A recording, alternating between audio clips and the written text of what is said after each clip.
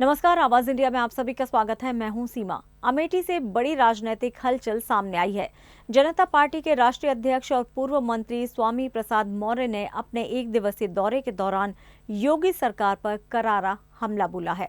उन्होंने विवादित बयान देते हुए कहा कि 10 साल का ब्राह्मण 100 साल के क्षत्रिय का पिता होता है। मौर्य ने सरकार पर आरोप लगाया है कि वो हिंदू, मुस्लिम और मंदिर मस्जिद के मुद्दों को हवा देकर जनता को बांटना चाहती है। उन्होंने हाल ही में जेल में हुए हमले का जिक्र करते हुए कहा कि इस समय प्रदेश में जंगल राज फैल रहा है। धर्म के ठेकेदारों को लेकर भी उन्होंने तीखा हमला किया। मौर्य ने कहा है कि कुछ लोग धर्म के नाम पर देश के साथ धोखा करना चाहते हैं और देश भारतीय संविधान के आधार पर ही चलेगा। किसी ढोंगी की मनमानी नहीं चलेगी। विवादित बयानों के लिए हमेशा चर्चा में रहने वाले मौर्य ने आगामी 2027 विधानसभा चुनाव को लेकर भी संकेत दिया कि यदि भाजपा को हराने के लिए गठबंधन करना पड़ा तो वे तैयार हैं।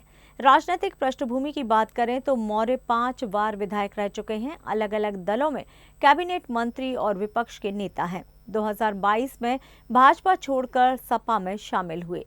बाद में अपनी पार्टी बनाई और हाल ही में कुशीनगर से लोकसभा चुनाव लड़े, लेकिन हार गए।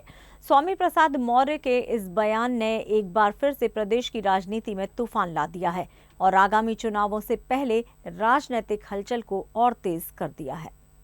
हिंदू, मुस्लिम, मस्जिद, मंदिर मुद्दा जिंदा बनाए रखने का, क्योंकि भारतीय जनता पार्टी सरकार सभी मुद्दों पर पिट गई। सरकार की गलत नीतियों के चलते देश में बड़े पैमाने पर बेरोजगारी बढ़ी है।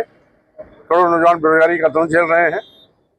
गरीबी इस हद तक पहुंची है कि 140 करोड़ लोगों में 80 करोड़ लोगों की जिंदगी 5 किलो 10 किलो चावल पे आके अटक गई है। महंगाई आसमान पर है, लोगों का जीना दूभर हो गया है।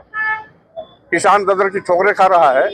घोषणा के बावजूद भी लाभकारी मूल्य आज तक नहीं दिया गया है। किसान की एक ही मांग है कि उसके उत्पाद का न्यूनतम समर्थन मूल्य घोषित किया जाए।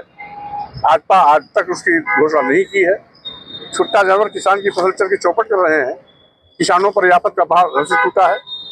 वहीं पर योगी सरकार 27,764 स्कूल बंद करने जा रही थी। अपनी जनता पार्टी के कड़े विरोध के फलस्वरूप सरकार को अपना निर्णय वापस लेना पड़ा।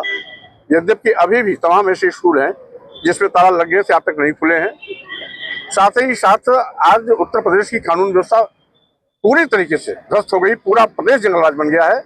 गुंडे, माफिया, अपराधी बेखौफ सत्ता के रक्षण में कानून की धज्जियां उड़ा रहे हैं और सरकार गूंगी बहरी अंधी बनकर के तमाशा देख रही है। कानून भंग हो चुका है।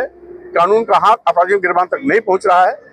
आज जो कुछ भी हो रहा है, उत्तर प्रदेश में चरमराई कानून व्यवस्था के जवाबदेह और जिम्मेदार योगी सरकार है। योगी सरकार एक जाति विशेष, धर्म विशेष के लोगों को बढ़ावा दे रही है। अन्य धर्मावलंबियों को कुचलने का काम कर रही है। बरेली का भी प्रकरण योगी सरकार की विफलता और योगी सरकार की साजिश का परिणाम है। और साथ ही साथ बरेली में जब मुस्लिम समाज के लोग जिलाधिकारी के यहाँ ज्ञापन देने जाते हैं, उन पर लाठीचार्ज होता है, रोका जाता है और मुख्यमंत्री कहते हैं गजवाए हिंद नहीं चलेगा।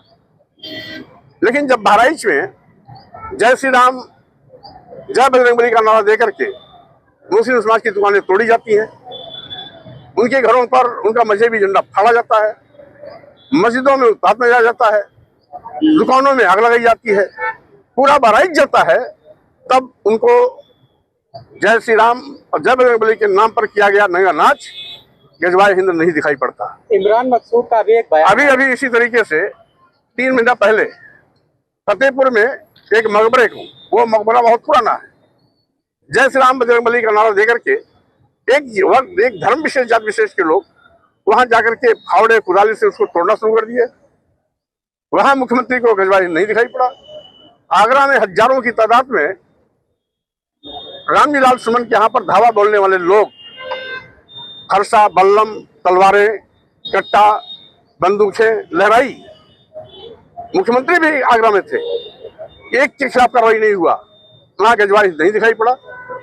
और बरेली में शांतिपूर्वक धरना प्रदर्शन और ज्ञापन देने पर उनको गजवाए हिंद दिखाई पड़ता है।